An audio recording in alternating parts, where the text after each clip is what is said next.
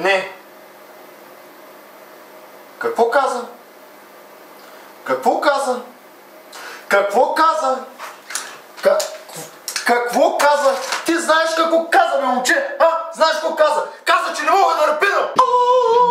Добър вечер на всички красиви ученички, стиснете си очички, представете си парички, защото тук така не се паря вече лесно, за да бъде интересно трябва да лапнеш нещо писнаме от хора и с тяхните идеали, за да бъдат известни по-полка стават те педали, вали, че не доразбрали как те са преуспяли там някак си на богатия правейки кавали, дъщерята на богатия ходи да си мери кройката, купува на евро и плаща в евро девойката. Аз не съм луд, аз си виж песните вепа тройката на кой пол музика му е написана. Някакви пишлегари ми се правят на отракани, Ваня, моля ти се, айде чуеш тракани, прочете ли писмата ми?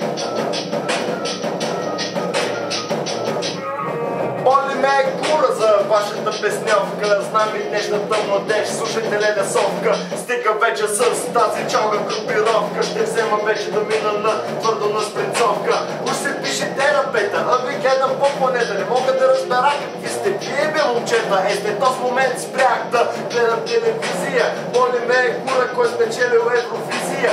Ходите на кафе, обаче пиете кока-кола с много дън, витамина ти е тая красопола. Ядне, че бащите не знаят, дъщерите им какво правят, да се нещо да му даят и накрая се задълбаят.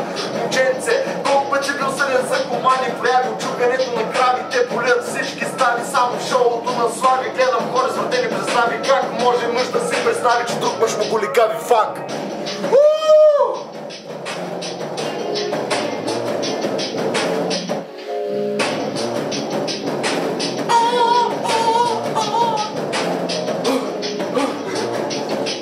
Що прави страната? Чай да го спира. Уа! Как бе, момче? Как да свържа двата края?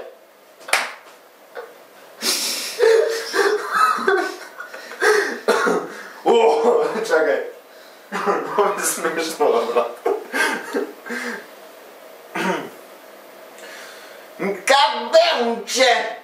Как да свържа двата края? Как?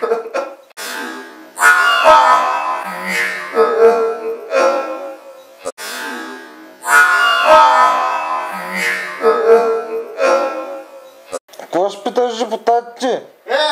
Какво ще питаш депутатите? Как бе, момче? Как да свържа двата края? Защо? Какво ще питаш депутатите? Какво ще питаш депутатите? Сякаш наистина. Айде, е този път. Айде, давай. Какво ще питаш депутатите? Не, чакай. Айде. Какво ще питаш депутатите? Какво ще питаш депутатите? Как бе, момче? Как да свържа двата края? Как?